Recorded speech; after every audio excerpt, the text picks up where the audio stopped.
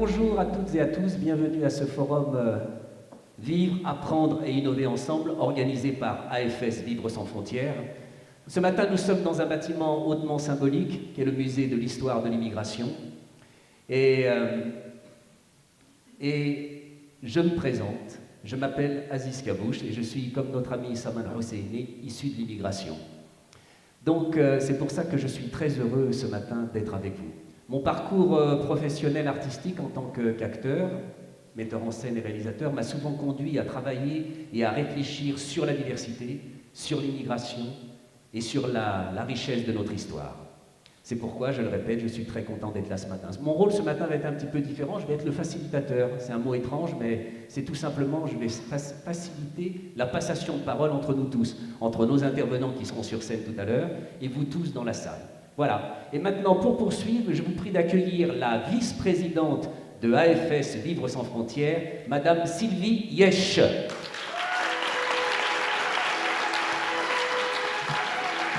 Bonjour Sylvie. Bienvenue. Bonjour Aziz. Bienvenue. Voilà Sylvie, je vous laisse nous confier les objectifs de la journée et le dérouler. Je vous laisse la parole. Bonjour et bienvenue à tous. Nous sommes très heureux de vous accueillir aujourd'hui dans ce forum Vivre, Apprendre et Innover ensemble. Nous sommes honorés de vous voir si nombreux arriver d'horizons différents, qu'ils soient culturels ou géographiques. Et finalement, que vous soyez représentant de l'ambassade des États-Unis à Paris, que vous soyez directeur d'AFS International à New York, que vous soyez chef inspecteur de police à Reykjavik, mais que vous soyez enseignant, éducateur, étudiant, bénévole, ou que vous soyez juste un voisin curieux de passage, nous vous remercions de venir partager cette journée de réflexion sur notre monde en mouvement. Nous remercions tout particulièrement le Musée de l'Histoire de l'Immigration qui nous accueille dans ce magnifique palais de la Porte Dorée, tellement historique et tellement symbolique dans notre actualité. Ce forum affirme notre engagement. Ce forum élargit nos horizons.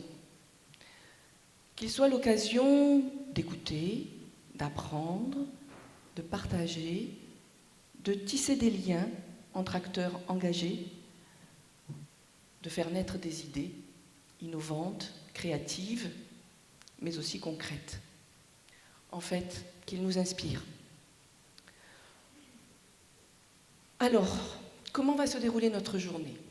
Tout d'abord, un débat en plénière dont le titre « La diversité est une chance » avec de brillants invités qui vont éclairer le débat, mais vous serez, vous, dans la salle, interpellés et sollicités pour intervenir.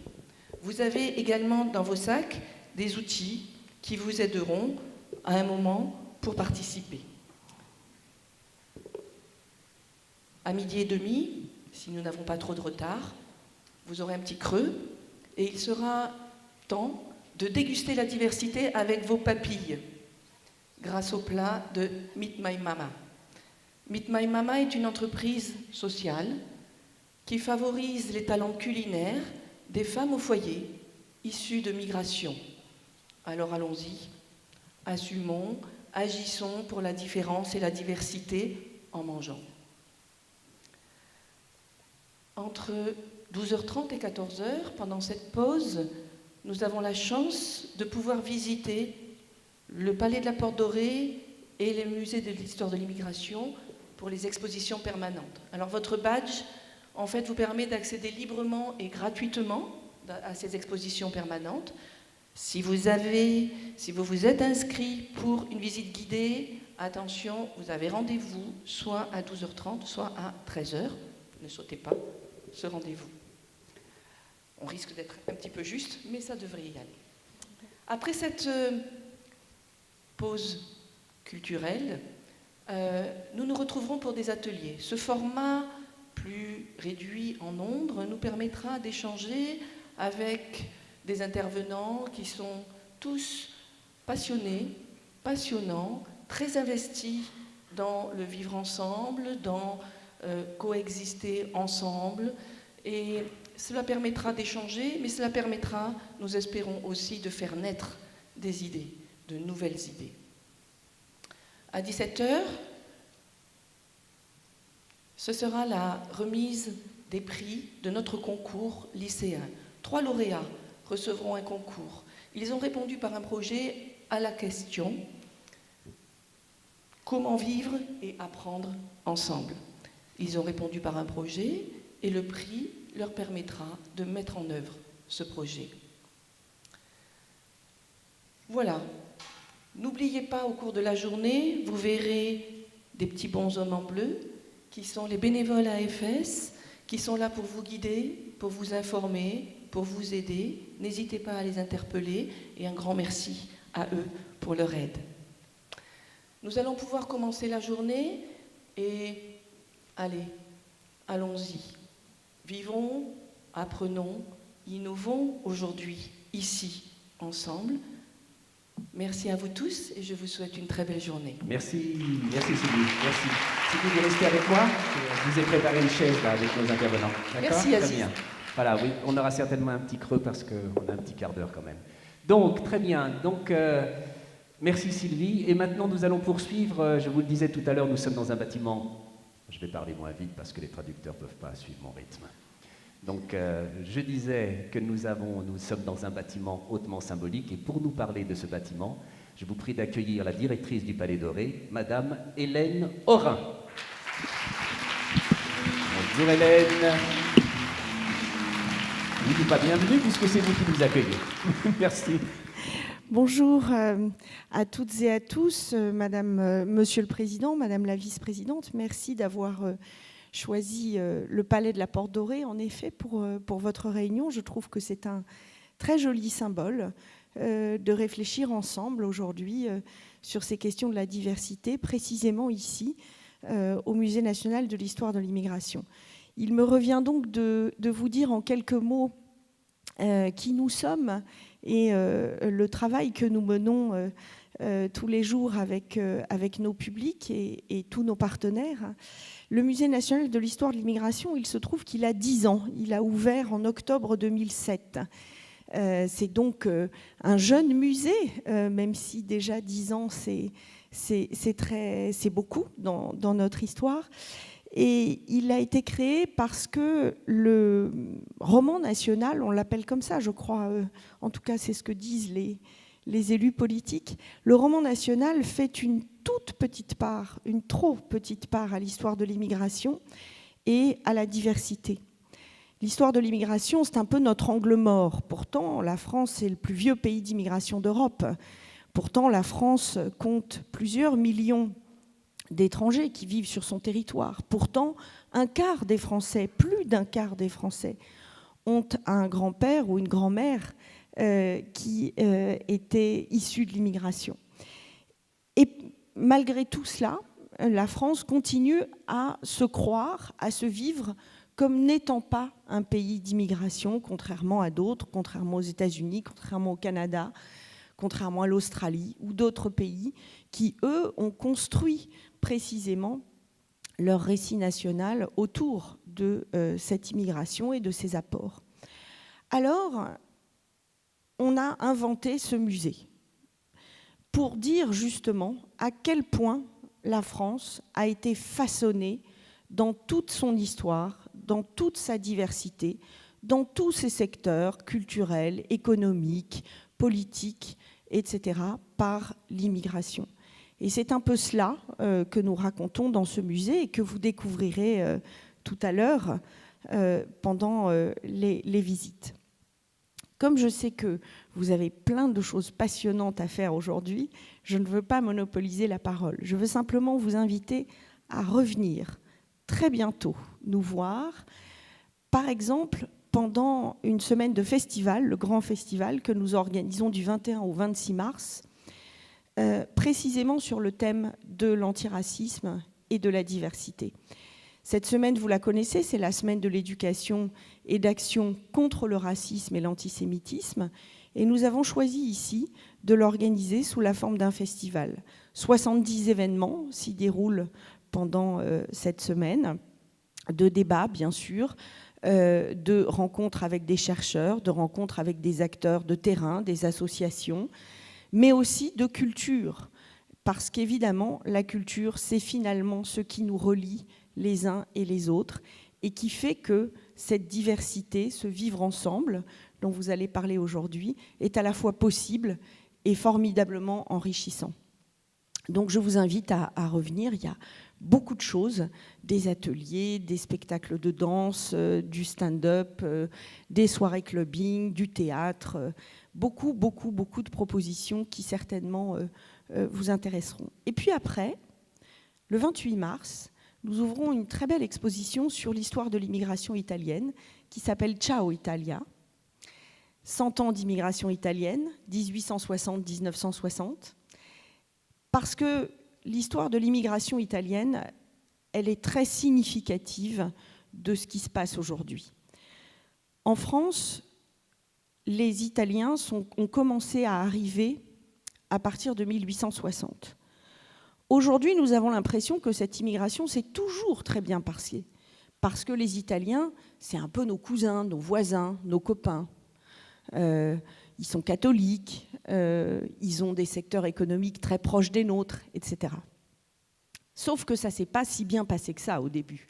Et que les Italiens, comme d'autres aujourd'hui, ont été victimes, bien sûr, de discrimination, mais beaucoup plus que ça, de racisme, de violence, de rejet, etc.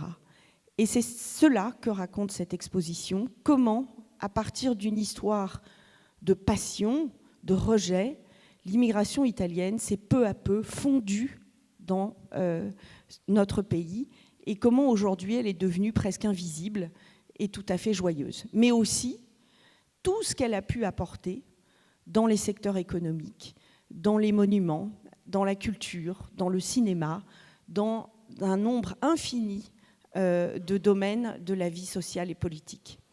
Alors, venez nombreux, amenez vos amis, vos familles. Vous verrez que cette exposition réserve aussi bien d'autres surprises, notamment artistiques. Et nous espérons que vous apprécierez votre visite et que vous reviendrez souvent nous voir. Merci beaucoup. Merci Hélène, merci. Alors vraiment, oui. Vous avez vraiment attisé notre curiosité avec ce festival et toutes les choses que vous venez de nous confier. Vraiment, c'est très intéressant. Merci, merci beaucoup, vraiment, sincèrement. Voilà, maintenant, il est temps de passer à notre conférence débat. Donc, pour ce faire, j'invite nos intervenants à me rejoindre sur scène.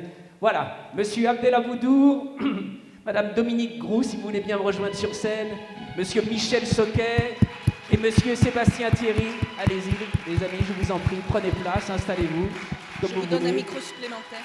Voilà, bonjour, bonjour. Installez-vous, vous avez des verres d'eau si vous voulez commencer déjà. On a déjà un micro, on va prendre un deuxième micro sur... Ben voilà. Donc, chaque fois que vous prenez la parole, vous n'hésitez pas, vous avez un micro devant vous qui est ouvert. Pour commencer, d'abord, merci à vous quatre de participer à cette table ronde.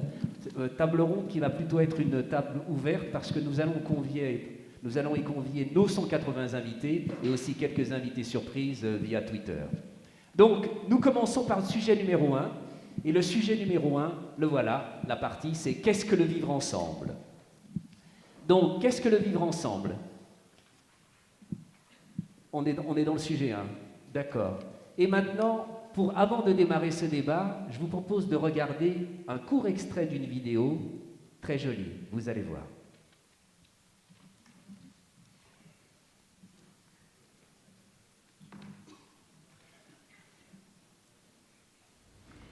وعليا الحباب وصلت روحي وحدي براسي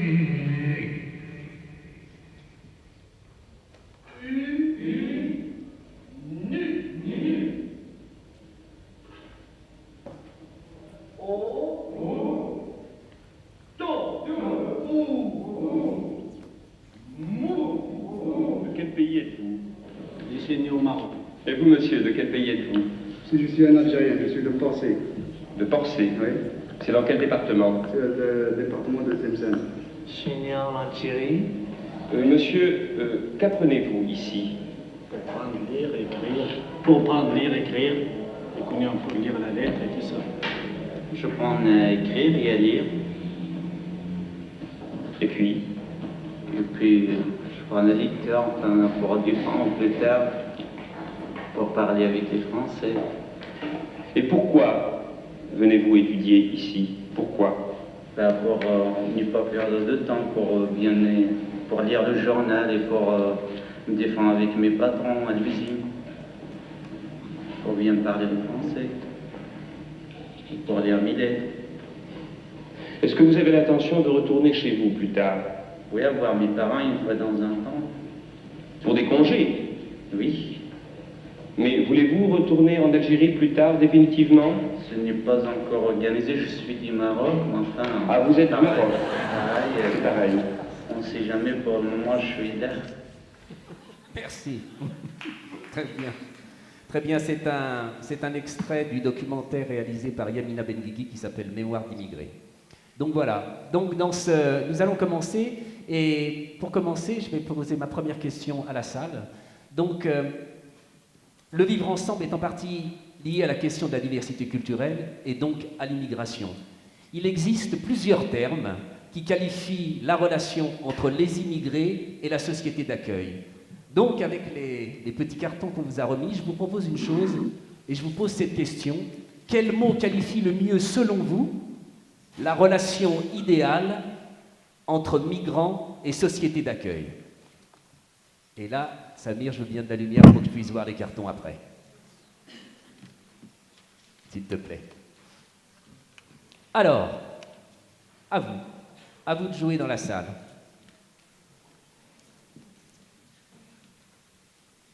Qu'est-ce que vous nous proposez? Vous nous proposez en majorité... Ah non, il n'y a pas de majorité, hein, non, je ne me trompe pas. Oh là, oui, non. On a de l'inclusion, on a de l'intégration. Et est-ce qu'on a de l'assimilation? Très peu? Non, très peu d'assimilation. Donc, ah si, j'en vois une. J'en vois une. Donc, ok, très bien. Donc, nous avons beaucoup d'intégration et beaucoup d'inclusion. Ok, très bien. Michel, je vous propose d'intervenir le premier sur cette question, le vivre ensemble. Et aussi, moi, j'aimerais bien, si vous pouviez aussi nous parler justement de l'évolution ou de la variation de ces trois termes ou de ces trois mots qui, comme vous le savez, ont évolué au fil des années. Bonjour, c'est vrai que le sens des mots peut être lourd parfois. Et moi, en l'occurrence, je comprends très bien les réactions de la salle par rapport à ces trois mots. Je trouve que le mot assimilation, il pose le problème suivant. Est-ce que nous pouvons être nous-mêmes, les uns et les autres?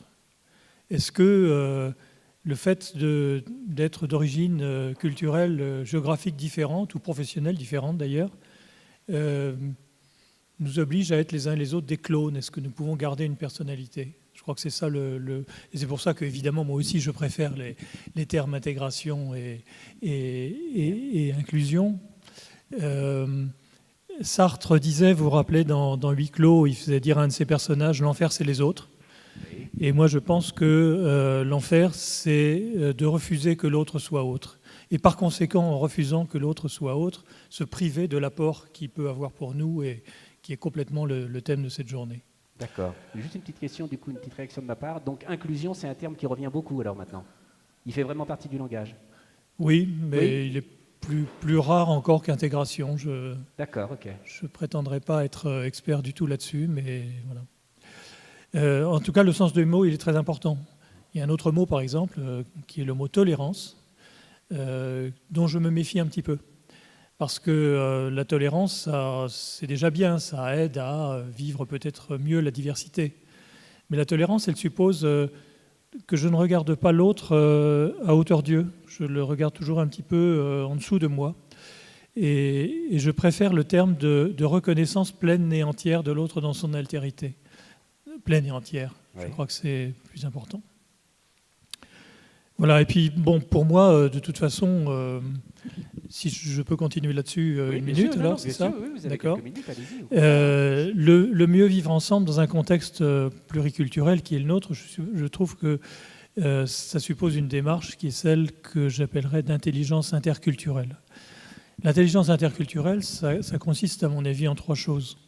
La première, c'est d'être capable de prendre du recul par rapport à l'autre différent, par rapport à nos peurs, par rapport à nos savoirs. Je ne sais pas tout. Mes évidences ne sont pas forcément celles de l'autre, par rapport au contexte dans lequel vivent mes interlocuteurs. La deuxième chose, c'est se poser des questions, et beaucoup de questions sur les représentations que l'autre peut avoir de notions, de choses qui pour moi sont des évidences et qui pour lui ne le sont pas. C'est quoi être riche ou pauvre ici ou là? C'est quoi le rapport à l'autorité, à la norme?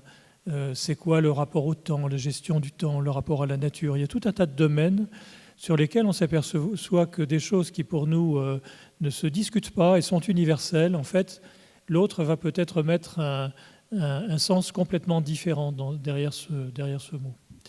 Donc je crois que c'est très important de se poser des questions et de se faire expliquer des choses. Ça, c'est aussi un autre aspect pour lutter un petit peu contre l'arrogance qui est souvent la nôtre par rapport à notre culture, à l'égard des autres, etc. Se dire, je ne peux pas connaître la culture des gens avec lesquels je travaille. Si je travaille avec des gens de cultures très différentes, c'est trop difficile. Par contre, je peux me poser des questions et je peux me faire expliquer des choses. Et je peux avoir l'humilité de me faire expliquer des choses par des gens qui, par leur vécu personnel, leur situation conjugale, que sais-je, connaissent très bien ma culture et celle de l'autre. Et enfin, le troisième élément, qui est le plus important, si j'ose dire, c'est le so what. Et alors, qu'est-ce qu'on fait quand on a pris beaucoup de recul, quand on s'est posé beaucoup de questions, quand on s'est fait expliquer des choses? Qu'est-ce qu'on fait? Comment est-ce qu'on va pouvoir prendre en compte les écarts culturels, les différences culturelles, pour arriver à mieux vivre ensemble? Bertolt Brecht, dramaturge bien connu, disait la chose suivante que j'ai vue récemment placardée dans les murs de Paris. Il disait « Aussi longtemps que nous ne pourrons vivre qu'en recherchant la bonne affaire, aussi longtemps que l'on dira toi ou moi et non pas toi et moi, aussi longtemps qu'il s'agira non de progresser mais de devancer les autres, aussi longtemps il y aura la guerre. » Et pour moi, en matière de rencontres interculturelles, c'est exactement ça. Le ou, la logique du ou, c'est toi ou moi, tes références ou les miennes, ton vocabulaire ou le mien, tes obsessions ou les miennes, ta manière de travailler ou la mienne, et puis il y en a un qui doit prendre le pas sur l'autre. Et la logique du ou, c'est, écoutez, on est ensemble, on s'est choisi, on ne s'est pas choisi, c'est pas ça le problème. Qu'est-ce qu'on va trouver comme commun, comme repère commun pour arriver à avancer ensemble? Comment est-ce qu'on va pouvoir, à partir de nos différences, s'enrichir et non pas s'appauvrir et avancer ensemble? Donc je crois que c'est ça, le passage du ou au et qui est essentiel. Il n'y a pas de ficelle, il n'y a pas de truc pour travailler au contact d'autres cultures, mais par contre, il y a, et vous l'avez très très bien montré à travers toutes ces vidéos et tout ce que vous avez raconté jusqu'à maintenant, il y a un très grand nombre d'expériences, de choses réussies ou pas réussies, mais qu'il vaut le coup d'échanger entre nous, parce que c'est là qu'on avance dans la connaissance et dans un mieux vivre ensemble, je crois. D'accord, très bien, merci. Du coup, j'avais une autre question à poser, mais je vais la coupler, cette question, parce qu'il y a un nouveau terme. Alors, moi, je ne sais pas si c'est un antagonisme ou s'il vient s'associer. On parle souvent maintenant de faire ensemble. Alors, il y a vivre ensemble et faire ensemble. Moi, je découvre ça, parce que ce terme-là, je ne le connaissais pas. Donc, j'ai une question pour vous tous et aussi pour la salle. D'abord, première question pour vous. Est-ce qu'il y a des questions à la réaction de ce qui vient se passer?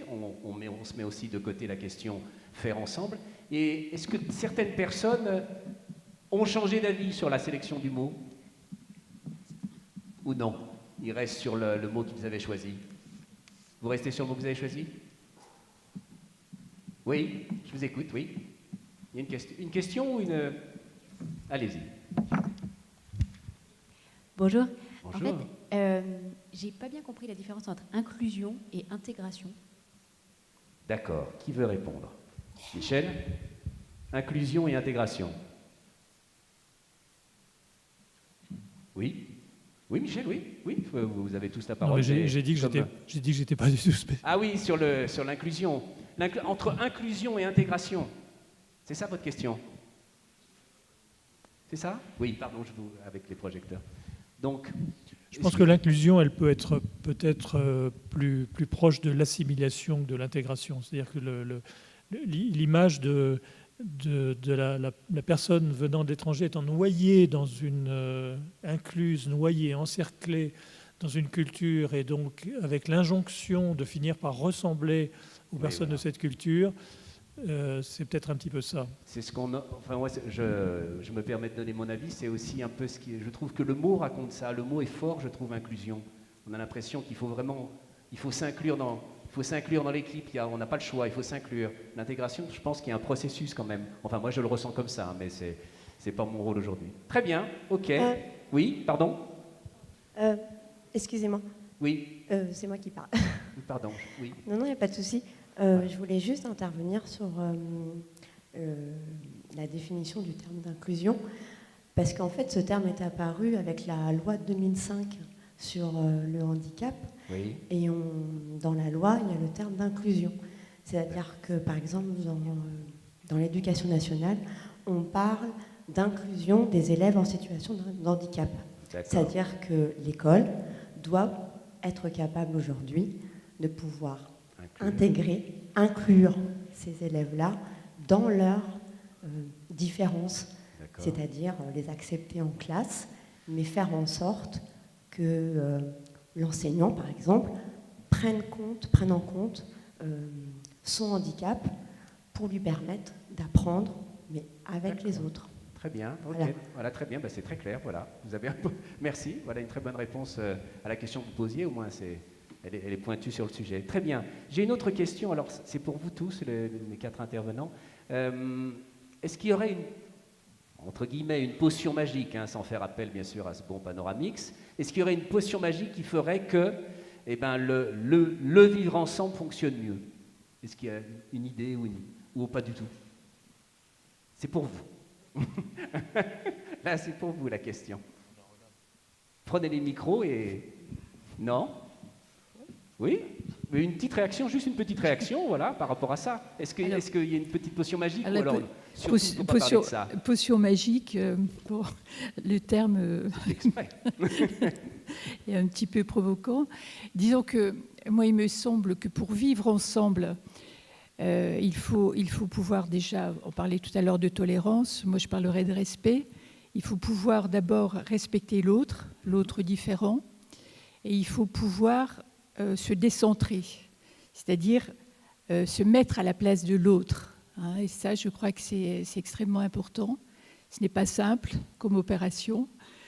Et puis ensuite, je pense qu'il faut aussi pouvoir faire des choses avec lui, pouvoir agir avec lui et avoir des projets communs. Savoir d'abord qui on est, c'est-à-dire avoir réfléchi aussi sur sa propre identité. Et qui on est, vous pensez aussi à d'où on vient? Oui, qui on est, d'où on vient, quelle est sa propre histoire, sa propre culture, pour pouvoir ensuite aller vers l'autre et pour pouvoir considérer l'autre comme un alter, mais aussi comme un ego. C'est-à-dire que l'autre me vaut en tant qu'ego. Et ça, c'est une opération qui n'est pas toujours aisée à faire. Et je crois que pour aller vers l'autre, vers son altérité, il faut pouvoir aussi avoir une très bonne connaissance de soi et être bien aussi dans son identité, dans ses racines, dans sa propre personne. Et surtout, je crois que le terme de culture, on en a parlé tout à l'heure, le terme de culture, la différence culturelle, elle est d'origine ethnique, elle peut être d'origine ethnique, mais elle est bien plus vaste aussi. Elle peut être d'ordre générationnel, elle peut être d'ordre professionnel, d'ordre sexuel, etc., etc. De classe, différence de classe, culture de classe, c'est extrêmement important tout cela. Et je crois qu'il faut réfléchir à la culture dans sa globalité et voir toutes ces différences-là. Parce que l'identité, elle est multiple. Il y a différentes formes d'identité. L'identité, quand on regarde sur une carte d'identité, l'identité, elle prend des formes différentes. Et donc c'est pour ça que j'invite à faire cet exercice de réflexion sur l'identité avant de réfléchir à l'altérité.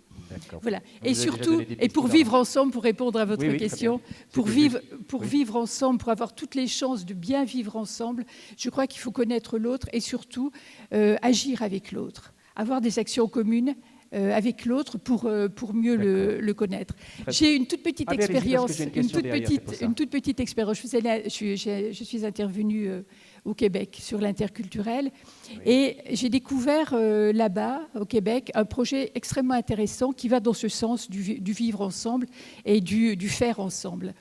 Ils ont mis en place des jumelages interculturels, c'est-à-dire que les personnes d'origine étrangère au Québec sont jumelées, sont invitées à être jumelées avec des personnes d'origine québécoise. Et donc, ils travaillent ensemble dans les écoles, ils travaillent ensemble dans la société et ils apprennent à se connaître. Ils font des choses ensemble, ils ont des projets communs. Et je crois que c'est ça qui est important, c'est avoir un projet commun pour nous, pour notre pays, pour notre société, avoir des projets communs. Et je crois qu'on ne me démentira pas. Très bien, Dominique, merci. Du coup, une petite anecdote, j'en profite justement, puisque moi aussi j'ai eu l'occasion à 2 reprises de travailler au Québec, justement, comme le disait la directrice, à l'occasion d'une semaine contre le racisme, mais là c'était des festivals de cinéma, et je l'avais confié à Dominique quand nous sommes parlé au téléphone. J'avais été relativement choqué, mais la première fois c'était en 2000, donc ça va faire 17 ans, parce que déjà à Montréal, pour parler d'immigration, il parlait de minorité visible. Et moi, vraiment, pour moi, j'avais du mal avec ça. Et puis petit à petit, aujourd'hui, je crois même qu'aujourd'hui c'est arrivé chez nous, je crois. J'ai une question Twitter, donc je vous la pose, on va essayer de la faire courte, mais quand même, quel risque à l'assimilation? Donc c'est suite à l'intervention de notre directrice. Les Italiens dont parlait la directrice du musée sont intégrés ou assimilés? Alors, là la question est ouverte pour tout le monde. Risque de l'assimilation, c'est ce que la personne nous a envoyé par Twitter. Est-ce que quelqu'un a envie de réagir à cette question? En revanche, je veux bien que vous vous leviez parce que je ne vous vois pas à cause des projecteurs. Pardon. Oui, voilà, tout à fait. Voilà, un micro et ça y est. Oui, bonjour, je voulais intervenir là-dessus. Assimilation et intégration, ce sont 2 mots qui sous-entendent en fait que les 2 parties ne sont pas égales.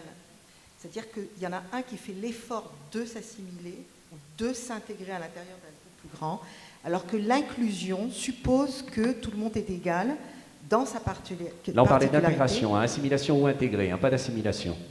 Non, mais je voulais revenir là-dessus, parce que l'inclusion, si vous voulez, c'est presque un anglicisme. L'inclusion, c'est tout le monde est égal et tout le monde fait un pas vers l'autre. Alors que l'assimilation, il y en a un seul qui fait un effort, et l'intégration, c'est il y en a un seul qui fait l'effort. Voilà.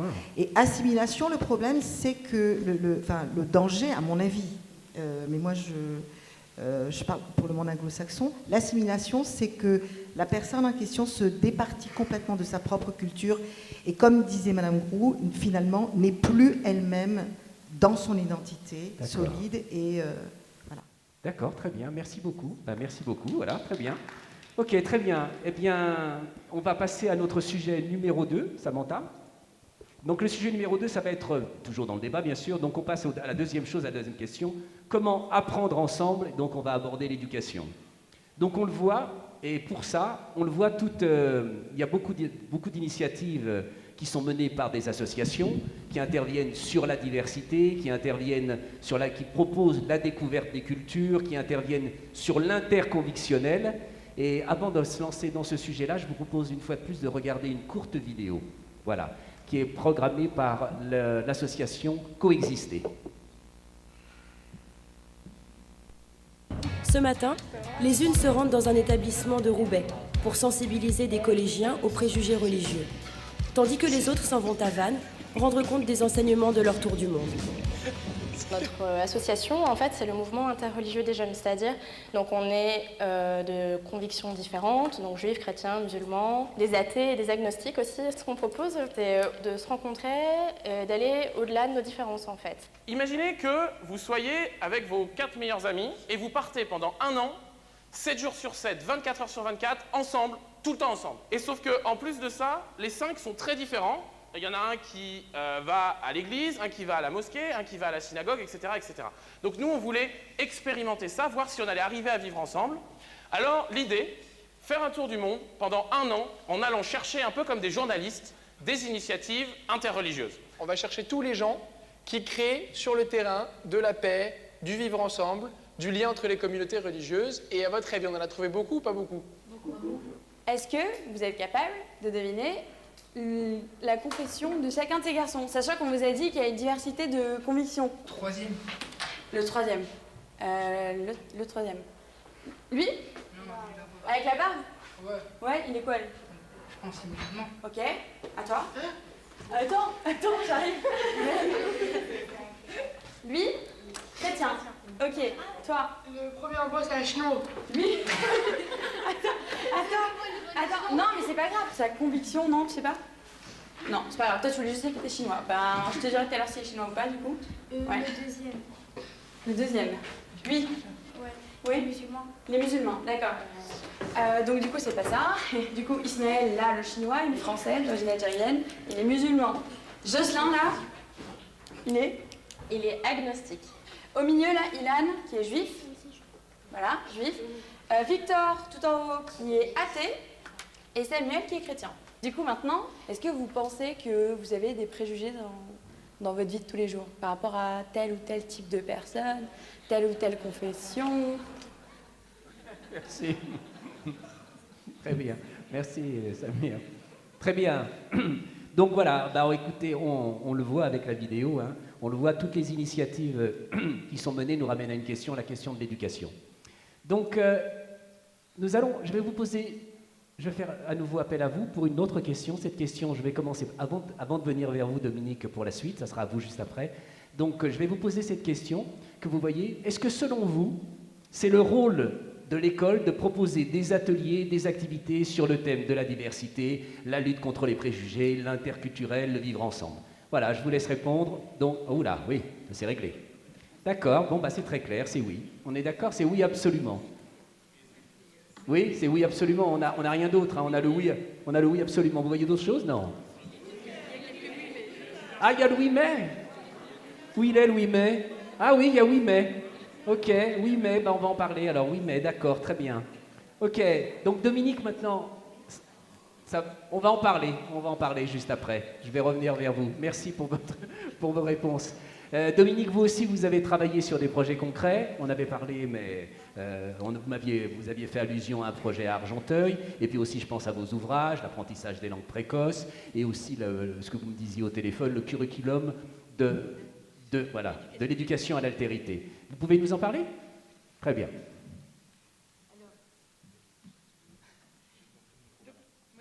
Vous voulez vous lever, Dominique? Si vous voulez, vous venez là, si vous préférez, pour commenter vos slides. Non, ça va? Non, ça va. D'accord. Donc, j'ai préparé un petit PowerPoint pour que ça aille un petit peu plus vite, parce que j'ai 5 minutes. Hein, je crois. 5 minutes. Voilà. donc je vous invite d'abord à regarder ce petit texte extrait de Rabelais. Alors, pourquoi j'ai choisi ce petit texte extrait de Rabelais? C'est parce que je pense que l'éducation doit être exigeante, hein, et qu'il faut effectivement, à l'école déjà, pour entrer dans l'altérité, avant de parler altérité, il faut avoir des ambitions et une forte exigence, et la transmission de connaissances, elle est nécessaire, hein, à mon avis. Bon, on va pas lire le texte dans son intégralité, mais je vous renvoie à cette lettre de Gargantua à Pantagruel. Alors, donc, à l'école, bien sûr, hein, il faut donner l'envie d'apprendre, donner le plaisir de la lecture, faire découvrir ce plaisir, bonheur de la découverte du savoir. Je vous invite à lire ce beau livre de Snyders, hein, sur la joie à l'école. C'est important que l'enfant se sente bien, qu'il ait envie d'entrer dans le savoir. Et voilà, joie de partager des connaissances, etc. Alors, bien sûr, on a dit, vous l'avez dit, hein, que l'école doit éduquer à l'altérité. Voilà. Alors déjà, l'altérité, elle est au sein de la classe. souvent, hein, donc découvrir l'autre aussi dans sa différence au sein de la classe, mais aussi par le biais des échanges éducatifs. Alors, bien sûr, hein, on l'a vu déjà, ce sont ces échanges qui permettent de se décentrer et de perdre son ethnocentrisme, mais ce sont ces échanges aussi qui nous permettent souvent de nous enrichir et d'évacuer nos préjugés. Attention, hein, pour qu'un échange soit positif, il faut qu'il soit bien préparé. S'il n'est pas préparé, eh bien, il peut aussi renforcer les préjugés. Hein, donc, attention. Alors, comment s'ouvrir sur l'autre? Par un enseignement des littératures étrangères. Donc, dès le plus jeune âge, c'est bien ça? Dès le plus jeune âge, vraiment, bien, oui. dès le plus jeune âge. Des contes étrangers, des contes africains, des contes. Bon, on ne manque pas de contes étrangers pour entrer dans la différence. Alors, bien sûr, un enseignement des langues étrangères aussi dès le plus jeune âge, dès la maternelle, ça me semble extrêmement important. Et puis, bien sûr, approcher des cultures différentes, permettre aux enfants de rencontrer des cultures différentes. Alors, comme je l'ai dit, hein, toutes ces cultures, bien, il faut que l'enfant apprenne le respect de l'autre. Voilà. Alors, et puis, je pense que c'est extrêmement important aussi d'avoir une connaissance aussi théorique de l'altérité. Et j'ai donné quelques références ici qui nous permettent aussi de réfléchir sur l'altérité. Donner accès à la culture au sens large, au sens où Pierre Bourdieu l'entend, hein, c'est-à-dire, pour Bourdieu, la culture, c'est la capacité de faire des différences, et des différences les plus fines possibles. Et si on amène un enfant à l'école à être capable de faire ces différences les plus fines possibles, pas confondre un Vermeer avec un Rubens, bon, je pense que c'est un exemple, oui. mais je crois que ça, il faut une exigence. Il faut vraiment que l'école soit exigeante. Alors, quelle culture pour l'enfant? Voilà. Il faut lui donner des connaissances, certes. Il faut aussi lui donner des outils critiques. Et ça, l'esprit critique, c'est extrêmement important. Je cite Pourchet qui disait « Le sommet, c'est quand j'ai atteint la distinction, c'est-à-dire la capacité la plus haute de distinguer, aussi du même coup, celle d'être distingué. » Dans l'acquisition d'une telle culture, il y a une part d'héritage familial, donc sociologique, et une part d'acquisition individuelle.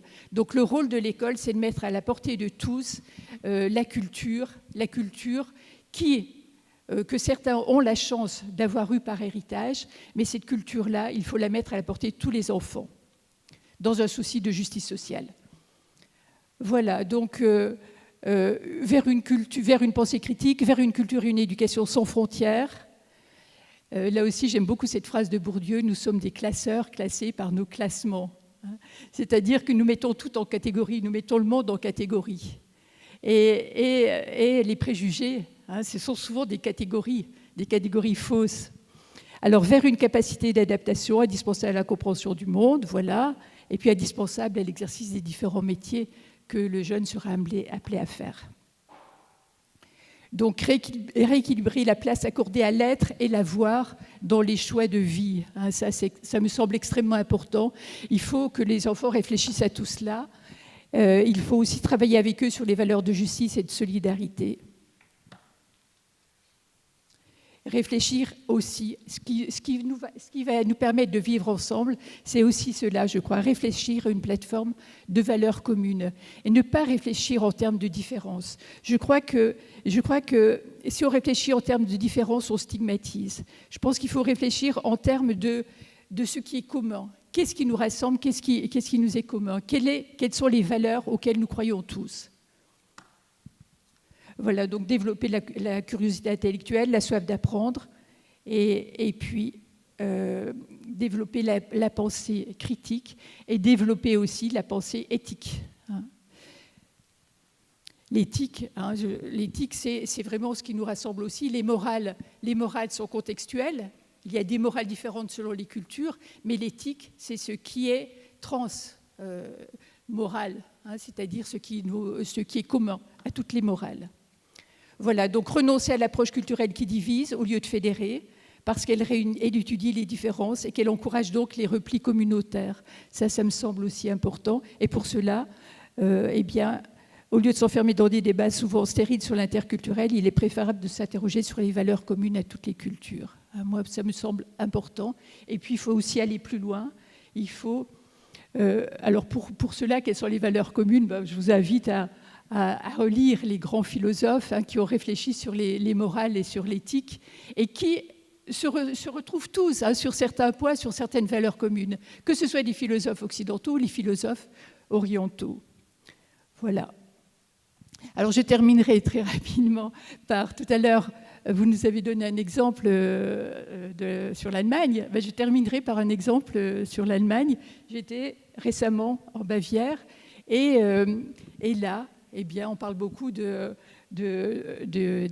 réfugiés accueillis par l'Allemagne et bien accueillis par l'Allemagne. Et là, vous avez un exemple. C'était une fête de famille, c'était une personne qui fêtait ses 95 ans et il y avait un orchestre bavarois. Et puis, il y avait un réfugié qui était là, qui était invité dans une famille, et il était invité à jouer du tambour avec l'orchestre bavarois. Et il était... Alors, est-ce qu'il faut parler d'intégration? Je pense que là, on peut parler d'intégration. Et il vivait dans la famille, et puis voilà. Et il y avait des cours d'allemand, des cours de civilisation, et je crois que c'est une expérience aussi très intéressante. D'accord, très bien. Très bien, merci beaucoup Dominique, merci beaucoup. Du coup, Sébastien, vous, avec Erasmus+, donc c'est à vous maintenant que je m'adresse, vous mettez en place aussi des projets concrets, vous œuvrez sur la citoyenneté, sur les systèmes éducatifs. Donc la question c'est comment est-ce que vous aidez les jeunes à l'interculturalité, c'est ça? Oui, à l'interculturalité. Merci. Moi, je voudrais remercier quand même AFS et les organisateurs de ce forum parce que c'est absolument nécessaire d'évoquer ces sujets. Et les évoquer parce que il y a quand même un mot qu'on a vu revenir à plusieurs reprises finalement, c'est le mot valeur. Et que sur des sujets de ce type-là, on peut essayer d'objectiver tout ce qu'on veut. Au fond du fond, c'est peut-être la question des valeurs qui est la plus importante et qui nous permettra de vivre ensemble, d'apprendre ensemble, de faire ensemble. Je pense que les événements au niveau politique mondial de ces derniers temps et ceux qui risquent encore de se produire nous montre à quel point cette question-là est absolument essentielle. Et c'est une question aujourd'hui dont s'empare justement le programme Erasmus+. D'accord. Erasmus+, 2017, ce sont donc les 30 ans. 30 ans de ce programme qui a été lancé en 1987. Et alors aujourd'hui, si moi je vous dis Erasmus, qu'est-ce qui vous vient à l'esprit spontanément? Moi je le sais. C'est quoi? Non, je ne veux pas le savoir en fait. Non, je ne veux pas le savoir parce que justement, et peut-être que vous l'avez vu parce qu'il y a eu quand même pas mal d'articles et pas mal de choses qui sont parues là-dessus. Erasmus aujourd'hui, c'est bien plus que l'étudiant à Barcelone. Donc, c'est une diversité très large de publics, et notamment, on l'a vu dans la vidéo, des apprentis, des lycéens, donc des jeunes qui étudient aujourd'hui en CAP Bac Pro, des enseignants extrêmement importants, des formateurs aussi, des adultes, des demandeurs d'emploi, bref, des catégories de publics qu'on a peut-être moins... Donc des adultes aussi, parce que ça, très peu de gens le savent. Des adultes, absolument. Des jeunes qui sont déscolarisés, qui sont, etc. Donc vraiment des catégories publiques qu'on a peut-être un peu moins l'habitude de voir, en tout cas sur les grands écrans. Mais c'est là que ça se joue pour nous, aujourd'hui. Alors, on a eu, il y a une étude là, qui va très prochainement être publiée. On a interrogé en fait 10 000 jeunes qui sont partis avec le programme pour essayer d'un peu mieux les connaître. Et en l'occurrence, ce qui est remonté de cette étude est assez positif, en tout cas par rapport à ce que nous, on souhaite atteindre comme objectif. C'est-à-dire que c'est un programme qui doit pouvoir s'adresser à des jeunes avec moins d'opportunités. C'est comme ça qu'on les catégorise, qu'on les classe. Les termes bougent. Qu'est-ce qu'il en ressort? C'est que pour les jeunes de CAP et Bac Pro, 59% d'entre eux, donc presque 6 sur 10, sont issus de catégories d'une origine socio-économique populaire. Qu'il y en a 35% qui sont en butte avec des obstacles de type géographique, c'est-à-dire qu'ils habitent par exemple dans des zones enclavées, dans les régions territoires d'outre-mer, qui sont en butte à des des questions liées au handicap ou à des questions de type économique, boursier, etc., ou encore à des difficultés scolaires. Donc ces jeunes-là sont très concernés par ce programme. 30% par exemple des demandeurs d'emploi sont des demandeurs d'emploi de longue durée qui partent avec le programme. Alors je pourrais égrener encore tous ces chiffres. L'important en fait c'est de montrer que ce programme les atteint bien. Et pourquoi c'est important? Parce que par ailleurs on a pu montrer qu'il avait un effet direct sur la capacité à être employable. Ça, pardon, employable. Employable. Oui. C'est le volet un peu économique des choses. Là aussi, je pourrais vous sortir tout un ensemble de chiffres. Par exemple, celui qui est le plus parlant, c'est dans une enquête qui est réalisée par le CEREC, le Centre d'études et de recherche sur l'emploi et les qualifications, et qu'on a menée avec eux, c'est l'enquête Génération, donc qui elle porte sur 35 000 jeunes. Après 3 ans, des jeunes qui sont partis à l'étranger s'insèrent en moyenne sur les 36 mois en 2,9 mois. En moyenne, pour des jeunes qui ne sont pas partis, c'est 4,3 mois. Donc on voit qu'il y a un effet sur l'employabilité.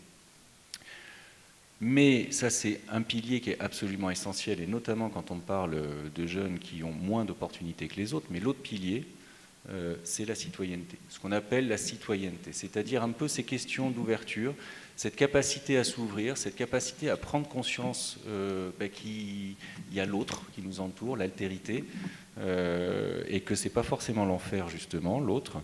Et ça, c'est vraiment un aspect sur lequel nous, aujourd'hui, on souhaite intervenir beaucoup plus fortement dans, en fait, la lignée de ce qui s'est passé en 2015 et en 2016, c'est-à-dire des phénomènes de radicalisation, là encore de phénomènes qui voient les valeurs de l'Union européenne, de la République pour la France, peut-être passer au second plan, et donc dans la lignée de la déclaration des ministres de l'éducation de l'Union européenne, donc des 28 ministres de mars 2015, pour renforcer justement ces questions de valeurs.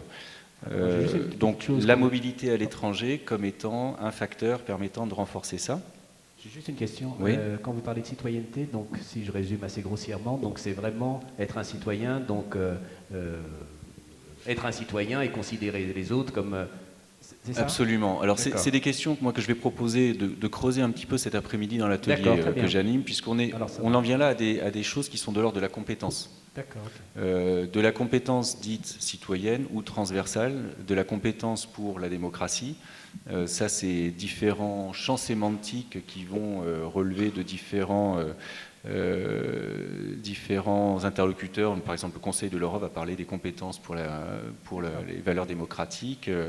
Mais si vous en parlez cet après-midi, non, c'était juste un tout petit point. Absolument. Et donc pour partir à l'étranger, c'est à l'évidence une ouverture d'esprit, c'est prendre conscience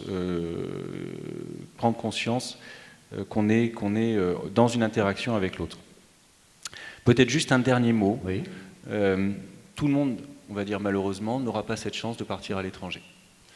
Et c'est pour ça que dans l'année qui vient, avec nos collègues de l'agence Erasmus+ Jeunesse, nous allons mettre en place un réseau qui va s'appeler les ambassadeurs Erasmus+ de la citoyenneté. C'est-à-dire plutôt que de faire partir des jeunes à l'étranger avec des bourses, nous allons demander à ceux qui sont partis et aux professionnels aussi qui sont partis d'intervenir, comme on l'a pu le voir ici, dans des écoles, dans des associations de quartier, dans des missions locales, pour aussi transmettre ces valeurs à partir de leur expérience à l'étranger. C'est une action qui devra nécessairement être accompagnée, qui devra être médiée. Là aussi, on en parlera dans l'atelier cet après-midi. Partir, c'est très bien, mais prendre conscience de ce qu'on a appris, c'est encore mieux. Et ça ne se fait pas tout seul, à l'évidence. Très bien, merci beaucoup Sébastien. Alors du coup, ça m'amène tout de suite à une question pour vous. J'imagine que certaines ou certains ont participé à ce programme, sont allés à l'étranger. Est-ce que quelqu'un voudrait nous apporter un témoignage sur qu'est-ce que ça lui a apporté, en plus de ce que vient de dire Sébastien ? Oui, allez-y, un micro, s'il vous plaît. Si ça ne vous ennuie pas, je veux bien que vous restiez debout. Voilà, comme ça, je vois bien si vous êtes debout, si c'est possible. Voilà. Moi, j'ai fait 2 programmes Erasmus+ à la suite. J'ai fait un programme universitaire qui est le plus connu. Et j'ai fait un service volontaire européen au Groenland. Ah oui. Et c'est là que pour moi ça trouve un vrai intérêt, c'est que ça permet à des gens, parce que l'Allemagne, enfin c'est très bien aussi de faire des programmes avec l'Allemagne, c'est pas ce que je dis, mais ça permet notamment à des Groenlandais qu'on ne connaît pas, mais c'est un pays qui a besoin de beaucoup d'aide, et notamment de voyager et d'être reconnu. Et pour moi, c'est là l'intérêt, c'est que Erasmus+ s'ouvre aussi beaucoup maintenant. Il y a des programmes en Moldavie, au Groenland, etc. Et c'est pour moi que là, ça devient vraiment intéressant. Parce que l'Europe, aujourd'hui, on est à 28. Le Groenland ne fait pas partie de l'Europe, mais bon, c'est quand même très danois. Donc on y rejoint là-dessus. Et c'est là que c'est pour moi qu'on apprend le plus, parce que moi j'ai découvert, moi j'avais beaucoup voyagé en Europe, j'ai vécu en Islande, j'ai vécu en Finlande, et le Groenland pour moi ça a été un choc, parce que ça permet de découvrir qu'il y a des gens encore aujourd'hui qui n'ont pas cette vision globale du monde qu'on a nous, des échanges, etc. Parce qu'ils sont sur leur île à 55 000 à chasser le phoque pour survivre, quoi. Et c'est là que ça devient intéressant pour moi, et c'est plus là-dedans. Enfin, les programmes universitaires, c'est très bien, mais moi, mon programme universitaire, j'ai fait la fête avec des Français et des Allemands, et voilà. La Finlande, j'ai peu découvert. J'ai découvert parce que j'avais des amis sur place, quoi. Donc, vraiment, pour moi, là où ça devient intéressant, c'est quand on travaille, oui, avec des gens qui n'ont pas cette chance de pouvoir voyager facilement, et justement d'intégrer ces pays pas populaires auxquels on ne pense pas, et qui ont besoin d'être découverts et de pouvoir découvrir aussi. Et donc c'est cette expérience au Groenland qui vous a apporté le plus, c'est ça? De mes 3 expériences à l'étranger, oui. D'accord, très bien, merci beaucoup, merci. Est-ce qu'il y a un autre témoignage? Une autre expérience différente? Non? Ah, très bien, voilà, levez-vous, n'hésitez pas, autrement il ne vous voit pas avec le micro. Merci, voilà. Bonjour. Alors moi je suis partie 1 an avec AFS, j'avais 17 ans. Donc j'ai été formée à la compréhension interculturelle avant de partir, et j'ai été surprise avant mon départ en Australie qu'on n'ait en fait aucune formation à l'interculturel. Alors pourquoi? Parce que concrètement, une fois sur place, je me suis rendu compte que la plupart de mes amis, ils vivaient entre Français. Oui, donc en fait, il n'y avait pas vraiment d'échange interculturel. On apprenait la langue, c'était surtout linguistique au final. C'était très bon pour son CV, mais en termes d'apprentissage interculturel, je suis un petit peu, disons, sceptique de ce que ça apporte actuellement, étant donné tous les potentiels en fait, que ça pourrait avoir. Donc je ne sais pas si peut-être vous allez un peu vers ça, vers des formations généralisables à l'ensemble des partants, même une demi-journée sur qu'est-ce que l'interculturel et ce dont vous pourrez profiter éventuellement, tous les avantages que pourrait apporter une expérience en termes d'interculturalité. Donc il vous a manqué en amont une prépa, quoi, une formation? Moi, non. Ah. Parce que j'étais partie avec AFS avant. Ah oui, d'accord, c'est pour ça. Donc, voilà. Oui, mais non. En comparant mon expérience à celle d'autres camarades, je pense qu'ils n'en ont pas retiré tout ce qu'ils auraient pu en retirer s'ils avaient été formés un peu en amont. Encore une intervention encore, et puis après on va poursuivre. Bon. Bonjour. Oui. Alors. Oui, pardon. Oui, excusez-moi. Oui. Oui. Ouais, merci, c'est gentil. Voilà. Oui, alors moi je suis partie en étant jeune, mes 2 filles sont parties et j'ai reçu également des jeunes étrangers. Et je pense qu'effectivement, quand on est jeune, quand on a 17 ans, 18 ans, on part. L'interculturel, c'est assez vague. On vit surtout son expérience. Mais je pense que ce qui est important, c'est le retour et comment on s'engage après dans justement le vivre ensemble. Et c'est là où il y a quelque chose à faire. L'expérience, il faut la vivre. On la vit tous, chacun à sa façon, selon sa personnalité. Mais ce que l'on retire, c'est quand on revient et qu'on arrive à se sentir citoyen du monde et pas seulement français ou allemand. Ou voilà. Et je pense que c'est là où on a un rôle à jouer. Je pense que c'est là où AFS s'engage et a envie de faire des choses, Erasmus également, et c'est pour ça qu'on est tous là aujourd'hui. Et je pense que c'est vraiment là où il y a des choses à faire. C'est quand on revient, qu'est-ce qu'on en fait de cette expérience? D'accord, très bien, merci beaucoup. Sylvie, vous aviez une question? Tu as une question? Je te laisse prendre le micro. Oui, j'ai une question qui reprend un petit peu ce point-là, parce que finalement, on a parlé d'apprendre ensemble, mais on n'a parlé que de l'éducation formelle, on n'a parlé que de l'école d'Erasmus. Et finalement, comment fait-on? Parce que l'éducation d'un enfant, d'un jeune, d'un être humain, c'est l'éducation formelle, l'éducation non formelle et l'éducation parentale. Donc, comment arrive-t-on? Est-ce qu'on attend finalement que les jeunes qui sont allés à l'école arrivent à transmettre une éducation parentale ou peut-on essayer de faire autrement? C'est pour nos intervenants. Pour nos intervenants, c'était. Voilà. Oui, qui veut? Abdallah, je crois qu'il a très envie. Moi, je rigole. Je sais, j'ai compris.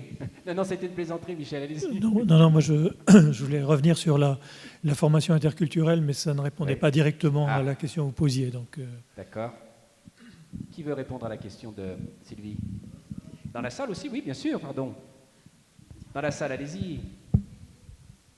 Quelqu'un a voulu intervenir en disant dans la salle, allez-y? Non. C'était une proposition. Non, en fait, je rejoins un peu cette question. C'était pour ajouter, puisque... Je ne sais pas où vous êtes, pardon. Je veux bien que vous vous leviez. Excusez-moi parce que... Merci, c'est gentil. Merci. Oui, comme ça on vous voit. Oui. Alors, du coup, parce que on a passé, mais je voulais revenir sur l'intervention, du coup, parce que j'avais mis non, en fait, que j'étais pas d'accord sur le fait que tout ça devait s'apprendre à l'école. D'accord. Il faut savoir, en tout cas pas à l'école d'aujourd'hui de l'éducation nationale française. Hein. Oui. Voilà, concrètement, puisque les enfants n'y vont pas tous par plaisir. Et je ne pense pas que ce soit qu'à l'école, qu'à l'éducation nationale de se charger de cette question-là. C'est mon avis. En tout cas, je pense effectivement que c'est un devoir citoyen finalement. Et voilà, je trouve que l'école est mise à une place qui n'est pas toujours la sienne. Peut-être qu'il faudrait réformer, avoir des choses à l'extérieur de l'école. En tout cas, voilà, on n'est pas... du coup, vous ne l'avez pas mentionné, vous disiez que tout le monde était d'accord. Et non, je l'ai... Il y avait un oui, mais c'est ça? Non, c'était pas un oui, mais c'était un non. Ah non, alors je ne l'ai pas vu. Voilà. Vous voyez, je l'ai pas vu. Hein. D'accord, très bien. Donc, vous n'êtes pas pour... Vous trouvez que ce n'est pas le rôle de l'école de proposer tous ces ateliers, c'est ça, hein? Non, c'est pas que le rôle de l'école. Et puis il n'y a pas que l'école. Les jeunes et puis les adultes. Il y a d'autres, comme il y a des centres sociaux, il y a les maisons pour tous, il y a des clubs sportifs. Et ces valeurs-là sont de toute façon transmises dans plusieurs clubs sportifs. Voilà, je pense que ce n'est pas qu'à la charge de l'école et que voilà. Et que n'oublions pas qu'il y a des enfants et des personnes qui n'ont jamais été scolarisées. D'accord. Ah oui, bien sûr, très bien. Ok, très bien. Une petite chose et après nous allons poursuivre. Oui, Dominique, après nous poursuivons. Oui. Moi, il me semble que vous avez fait le constat aussi qu'à l'école, en ce moment, on ne fait pas cela. Hein, c'est plutôt le constat aussi que vous faites. Hein. Mais non.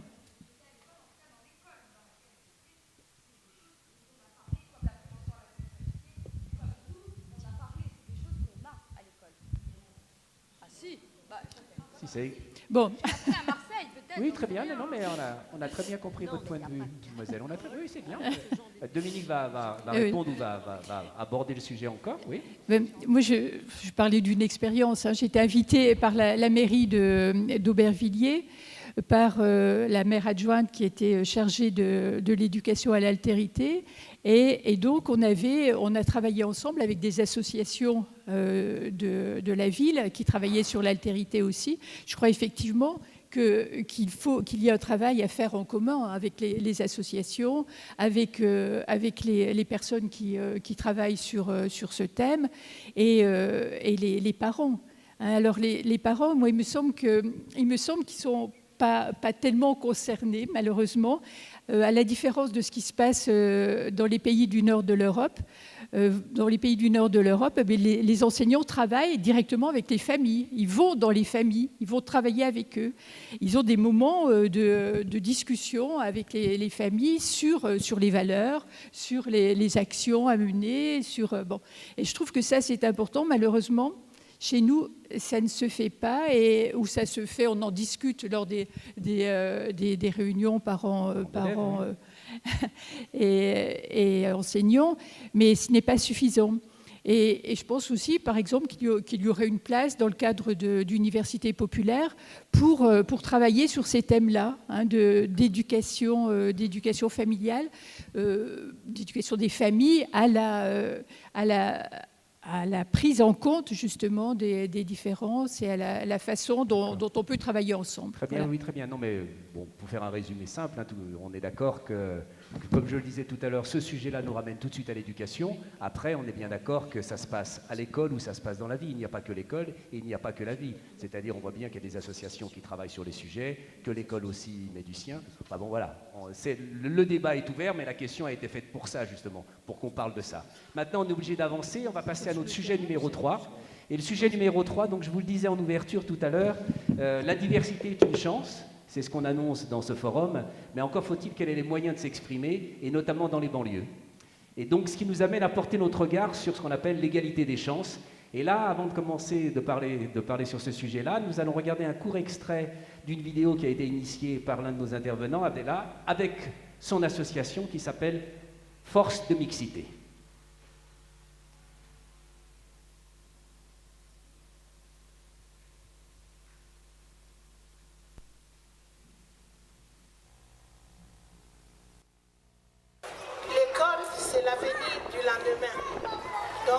Approchez-vous et je vous souhaite toutes les chances de réussite. Un maximum de bruit!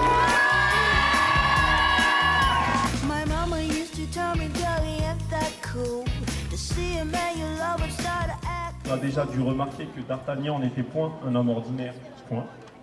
Aussi, virgule, tout en se répétant à lui-même que sa mort était inévitable. I'm in love with you, it's driving me insane. I know I'm sounding stupid, but is it okay to be a woman every day? Ooh, you'll be my man, and I will be a woman every day. Ooh, you'll be my man, and I will be a woman every day. Yeah, oh, oh, oh.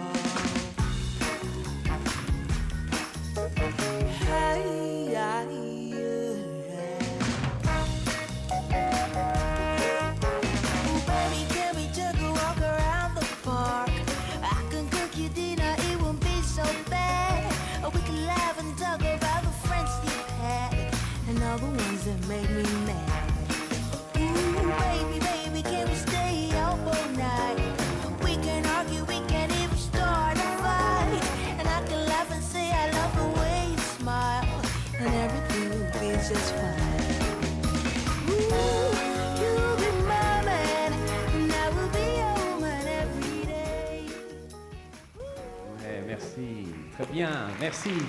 Alors là, vous avez la chance d'être dans un pays moi j'ai où une question personnelle et vous allez me dire dans la salle si vous partagez mon avis. Donc là, on est bien d'accord, moi de mémoire, à l'école, la leçon d'orthographe avec la dictée hebdomadaire, c'était pas le cours, on disait « Ouais, génial, ce matin on a dicté ». On est d'accord ou non? Non, il y en a qui disaient « Génial, ce matin on a dicté ». Ah, merci. Donc du coup, Abdella, l'idée, elle vient d'où, l'idée de la dictée des cités? Et tout de suite, une autre petite question derrière. Est-ce que ça a été un projet compliqué à monter ou alors vous avez été soutenu facilement? Bonjour tout le monde. Déjà, je tenais à saluer la personne qui a choisi l'extrait. C'est une des meilleures vidéos de nos actions. Et surtout, c'est la première dictée qu'on avait organisée sur la dalle. Rapidement, avant de répondre à votre question, je vais me présenter. Je suis président de l'association Force des Mixités. Je l'ai monté en 2005, mais avant ça, je faisais des actions autonomes et non déclarées dans ma cité au Val d'Argenteuil-Nord. Pour ceux qui connaissent la dalle d'Argenteuil. Et dans notre cité, il n'y avait pas de structure. Avant, quand j'étais jeune, 15 ans, même pour la génération avant moi, dans nos quartiers, c'est beaucoup sectaire. C'est-à-dire, s'il y a une structure dans une cité, et dans une autre cité, ce n'est pas la nôtre, eh ben, ça va être, on va pas se mélanger, on ne va pas y aller, parce qu'on va dire, ouais, cette structure appartient à telle cité. Donc, dans notre cité, il n'y avait rien. Donc, à partir de 15 ans, 16 ans, nous, on n'avait pas de grands. Il y avait beaucoup de personnes retraitées, on n'était que des jeunes dans notre cité. Donc, on a commencé à s'organiser, à faire des goûters, des tournois de foot, des pique-niques. Jusqu'à un jour, j'ai voulu récupérer un local. de notre bâtiment. Et on m'a dit non, il faut être déclaré en tant qu'association. Donc j'ai déclaré mon association en 2005-2006. J'ai continué à faire mes actions. J'ai bataillé jusqu'en 2014 pour avoir le local. Pour vous expliquer comment c'est. Voilà. Bref. Donc on s'est auto-organisé. On a été autonome, autodidacte. Juste pour vous expliquer, quand vous êtes plein d'ambition, de monter des actions dans un quartier, les institutions, comme les grosses associations, entre guillemets les grands frères, eh ben, ils ont peur de vous. Peur de vous parce que vous n'êtes pas sous leur bras et vous venez avec des nouvelles idées. Moi, avec mes amis, on n'a pas voulu faire des actions de quartier comme il y a depuis des années. Les couscous merguez, les barbecues, les tournois de foot, les danses, les fêtes de quartier multiculturelles. On voulait apporter quelque chose de nouveau. C'est bien l'intergénérationnel, le mélange autour de ces actions-là, mais on voulait apporter quelque chose de nouveau. Donc, je faisais des distributions de fournitures scolaires en pleine rue dans les quartiers, chaque rentrée scolaire. Ensuite, je faisais des distributions de cadeaux tous les mois de décembre pour les petits, parce que même dans nos quartiers, il y a des chrétiens, il y a des juifs, il y a des musulmans, il y a des personnes athées, il y a des bouddhistes, il y a de tout. Noël, ça reste un effet de société. Donc le petit musulman qui voit tous ses amis de l'école à la rentrée en mois de janvier avoir un cadeau, eh ben, ça le vexe, ça le frustre. Donc on faisait des cortèges dans notre quartier, sur plusieurs quartiers argentés, où on avait dans nos voitures plein de cadeaux et on les distribuait aux gamins. Et arrivé en 2013, ouais c'est ça, 13 je crois, la dictée, 13, ouais c'est ça. 2013, je fais la rencontre avec un écrivain, Rachid Santaki, et il était issu des quartiers. D'habitude, les personnes qui sont écrivains, ils viennent soit de Paris, soit des quartiers, ou soit des fois de la campagne. Excusez-moi, des fois ils sont un peu perchés, ils ont rien à voir avec les idées des quartiers ou leur mentalité. Avec notre mentalité. Et là, c'était la première fois que je faisais la rencontre avec un écrivain issu des quartiers et qui connaissait nos codes. J'ai parlé avec lui, j'ai voulu organiser depuis tout petit. À chaque fois que je passais de mon bâtiment jusqu'à les supermarchés, aller faire les courses pour ma mère, je passais sur la dalle. Je dis, ouais, cette dalle, il n'y a rien. Il n'y a rien à part des commerces. Donc j'ai voulu toujours, je me suis dit, quelle action je vais faire. Je ne peux pas faire un tournoi de foot. Il y a le City Stade à côté. Je ne peux pas faire mes distributions de fournitures scolaires, je les fais déjà. Mes distributions de denrées alimentaires, je les fais déjà. Et avec l'écrivain, j'ai dit, ok, on fait une dictée géante, mais la première, je veux qu'elle soit sur mon quartier, sur la dalle. C'est-à-dire, je le rencontre en juillet, et moi, quand j'ai une action, je vais la faire directement. C'est-à-dire, j'attends pas les délais de 45 jours, préfecture, aller faire des demandes de subvention, attendre 6 mois pour avoir la subvention. Je vais... à la pêche, à débrouillardise. Et de juillet, août, je fais l'affiche, je distribue dans... Je vous raconte l'histoire de la dictée, j'arrive. Hein. Oui, bien sûr. Mais on est arrivé à la... j'arrive là, je suis à la fin, là, je suis au dernier péage. Non, c'est bon. Il est un peu cher le péage. Non, je rigole. J'arrive, je distribue les flyers. Et comment je marche dans mes actions? C'est dans n'importe quel quartier. Aujourd'hui, je suis à la 90e dictée dans toute la France. On a battu le record de France en 980 participants à Saint-Denis. Et en 2015, je reviens en 2013 et je distribue les flyers sur la dalle. Et je dis, petit, il y a une action FDM, viens le 28 août ou 23 août, je ne sais plus, 28 août sur la dalle. Il me fait, ah ouais, c'est quoi comme action et tout? Parce que vous avez l'habitude, les distributions de cadeaux, les goûters, les tournois de foot. Il m'a dit, ah, c'est quoi et tout? Je dis, ouais, c'est une dictée. Il m'a dit, quoi? Voilà, on est d'accord. Mais la rentrée, c'est dans 2 semaines, c'est pas 28 août. J'ai dit, vas-y, viens et tout. Mais ce petit, il est venu. Hein. Et même, on le voit dans un reportage de BFM en train de pleurer. Il avait dit à trouver ses mots. Bref. Je fais quoi? J'ai sous-estimé mon quartier. J'ai mis que 40 chaises. On s'est retrouvé à 250 participants à 11h du matin, un samedi pendant les vacances. Donc, je fais la dictée, ça se passe bien. Pour vous dire, la sono, je vous raconte les petits détails. Ouais. Elle était branchée à la pharmacie. Le temps des corrections, la pharmacienne dit, mais nous, on finit, on ferme le rideau, on ouvre à 14h. Ferme, c'est-à-dire, vous voyez, là, il n'y a pas de micro quand on appelle les gagnants. Et à la suite de cette dictée-là, ça va, il y a quelques médias. Je ne me plains pas, moi, des médias, comparé à beaucoup d'acteurs associatifs issus des quartiers, parce qu'à chaque fois que je les ai appelés, il y a toujours un ou deux médias qui sont venus, que ce soit radio ou télé. Ça va, il y avait pas mal de médias qui avaient parlé de la première dictée.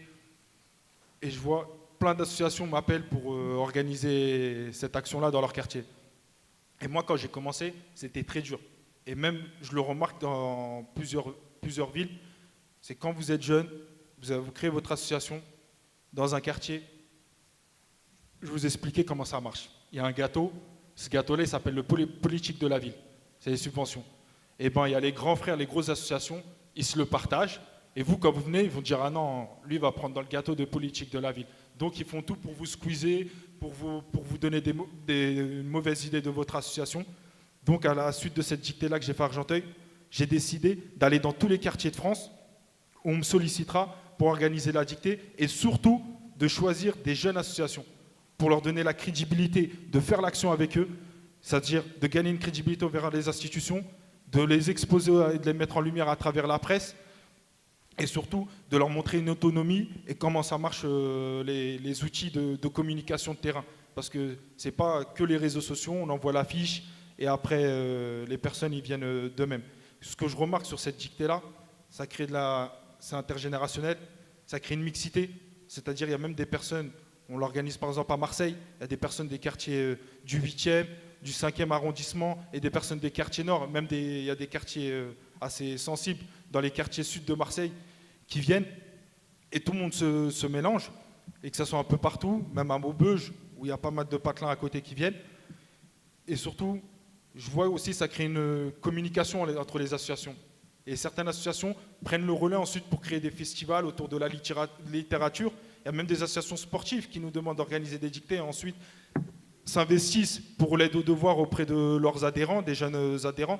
Donc je pense, à travers cette action depuis 2013, on est plus sensible au niveau de la littérature dans les quartiers, même avant. Mais comme c'est exposé, il y a pas mal de médias et pas mal de soutien aussi. La dernière, la secrétaire d'État Myriam El Khomri, qui va s'occuper de la politique de la ville. Donc il y a une sensibilisation. Après, je vois qu'il y a des personnes d'un peu partout. Je vais en profiter. Madame Grou, c'est ça? Elle expliquait tout à l'heure que... Non, là, j'ai bien dit son nom, non? Oui, c'était très bien. Ok. Je crois qu'il faut que j'arrête de parler, il se moque là. Ah non, mais non. Non, je rigole. Non, mais on va continuer à en parler après. C'est pour ça, non, je vais m'interrompre dans 2 secondes. secondes. Elle soulignait qu'il faut mettre en valeur les points communs qu'on a. Et surtout, à travers la dictée, j'en ai pris conscience qu'après, c'est que tout ce qui nous réunit, moi, avant j'avais l'idée, c'était l'équipe de France, de Zidane, de Thuram. Mais en fin de compte, c'est la langue française. Et le fait de réunir tout le monde, la maman qui vient avec son enfant, le grand frère, la grande sœur, entre copains, copines, il y en a qui viennent en famille, et ben déjà ça crée une unité autour de la langue française. Et de deux, ça sensibilise aussi les parents à travers le niveau de l'éducation qu'ont leurs enfants au niveau de la littérature française. Parce qu'il y a des parents, ils se font balader par leurs enfants. Quand je dis balader, c'est-à-dire à chaque fin de trimestre, l'enfant, il leur cache soit les bulletins scolaires, il leur dit pas la vérité. Et là, quand ils viennent au dicté, ils voient le niveau. Ils se disent, ah, mon fils, il n'a pas pris le trophée. Croyez-moi, dans plusieurs villes, j'ai vu des mamans tirer les oreilles des enfants. Je lui dis, toi, tu vas plus aller au City Stade, tu vas aller à la bibliothèque. Après, je termine. Je fais plein d'actions dans le social et j'essaie toujours de trouver un nouveau concept.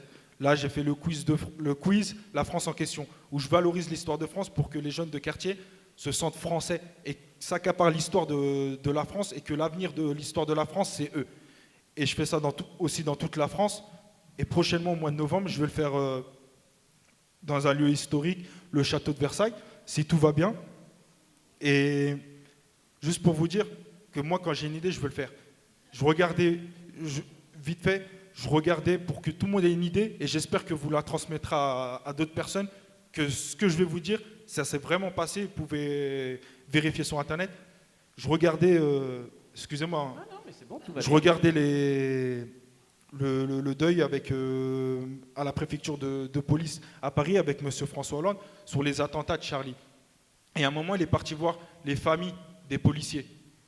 Et ça m'avait beaucoup touché quand je voyais les mamans, les frères et sœurs de ces policiers qui ont été morts lors des attentats de Charlie. Et j'ai décidé, quand j'ai vu ça, d'appeler mes contacts, de me faire une affiche et tout ça, mon graphiste, de réserver le complexe sportif. Et j'ai fait un tournoi de foot en hommage des policiers tués pour leurs familles. C'est-à-dire on a fait une quête avec les jeunes issus des quartiers. Il y avait des ados, des adultes. Et on a fait une quête, on a distribué ça aux familles des policiers. Pour vous dire, j'en ai distribué, il y avait 3, je crois, policiers. Une à la famille d'Ahmed Merah, non, le policier qui était mort sur le trottoir. Il y avait du 93. J'ai distribué une enveloppe à Place Beauvau et une enveloppe que j'avais ramenée, je crois, à la mairie de Montrouge. Juste pour vous dire que ce qui nous réunit, on est tous français, mais aussi même les gens issus des quartiers sont sensibles aux causes. Et j'espère que ça soit aussi même de l'autre côté par rapport aux histoires dernières, que ce soit de Théo ou M. Dadama Traoré. Très bien, merci. Merci beaucoup, Abdallah. Très bien. Et on va continuer à parler. Hein. On continue à parler. Non, mais du coup, alors, on va en profiter, puisque là, il a quand même bien parlé de la dictée, donc c'est quand même un projet magnifique, on est d'accord. Et vous avez bien répondu aux 2 questions, c'est-à-dire que c'était pas simple. Parce que moi, c'était la question que je me posais. Est-ce qu'un projet comme ça, c'est facile à monter? Donc la proposition, on va faire une dictée maintenant. OK? C'est bon? Ah, ça rigole moins, hein? Ah ouais, là, c'est bien quand il parle et tout ça, tout est beau. Mais je vous rassure, on va faire une toute petite dictée. OK? Je vais vous donner 3 mots. Attends, Samantha, hein? Ne te donne pas. D'accord. Donc, quelle est l'orthographe exacte de ces 3 mots? Discrimination, discrimination, discrimination. Tu peux y aller, Samantha. Alors, j'attends vos réponses. Et les cartons? Ah oui, non, là, on sent que... Non, mais là, c'est du très haut niveau. Très bien, merci, merci. Non, dans la salle, là, on est entre gens. Non, c'est normal. OK, très bien. Alors, poursuivons avec cette chose-là. Donc, par rapport au vu des inégalités sociales, on est toujours sur la dictée. Mais là, on vient d'en parler. Donc, ma question, on a déjà donné plein de réponses, mais je vais l'ouvrir à tout le monde. La question, c'était quelles sont les pistes qui peuvent améliorer l'égalité des chances. Mais tout ce que vient de dire Abdallah, déjà, on a eu beaucoup de pistes sur ça, notamment dans les banlieues et souvent dans la diversité. Est-ce que dans la salle, vous avez quelques témoignages sur des pistes éventuelles, sur ces choses-là, sur qu'est-ce qui peut aider à la répartition de l'égalité des chances? Si quelqu'un veut intervenir, il peut. Oui, très bien. Quelqu'un s'est levé un micro, s'il vous plaît. Oui, bonjour. Alors moi, c'était juste une question. Qui peut s'inscrire à la dictée et comment s'inscrire à la dictée au château de Versailles? Question, elle est pour vous. Qui peut s'inscrire à la dictée? Tout le monde peut s'inscrire à la dictée. On a sur les réseaux sociaux, c'est FDM05. Instagram, Facebook, Twitter, Snapchat, c'est FDM05 partout. Vous suivez, à chaque fois on met nos affiches, on actualise par rapport aux actions. Et c'est ouvert à tout le monde. D'accord. Et il n'y a pas de notes. Il n'y a pas de limite d'âge? Non, il n'y a pas de limite d'âge. Même les personnes qui apprennent à... Ouais, j'ai oublié de le souligner, les personnes qui apprennent à écrire le français, il y a des mamans, des retraités, des personnes âgées qui viennent et qui font les cours, même des personnes invalides qui viennent y participer à la dictée. D'accord, très bien, merci. Est-ce qu'il y avait une réaction à la petite question que je vous ai posée juste avant? Oui, alors je suis là. Oui, donc c'est bon. Où est-ce que vous êtes, pardon? Je suis devant vous. Ah, d'accord, merci. Une noire dans le noir, forcément. Je cherchais là-haut, moi. Tout de suite, j'ai fait ça. Parce qu'il y a quelqu'un qui s'est levé là-bas. Non. Donc, moi, j'avais déjà un petit souci avec le mot. Dès qu'on parle de diversité, tout de suite, on pense à la banlieue. Oui. Versailles est en banlieue. Neuilly est en banlieue. Enfin, je peux faire une longue liste comme ça. Et je parle bien de Neuilly-sur-Seine, pas sur Marne. Oui. Donc. Déjà, on fait une distinction. Oui, parce qu'on parlait du poids des mots tout à l'heure. Oui. Il est aussi un peu bien qu'on arrête de parler de la première piste de la banlieue comme si c'était la poubelle. On verrait moins la diversité comme un problème.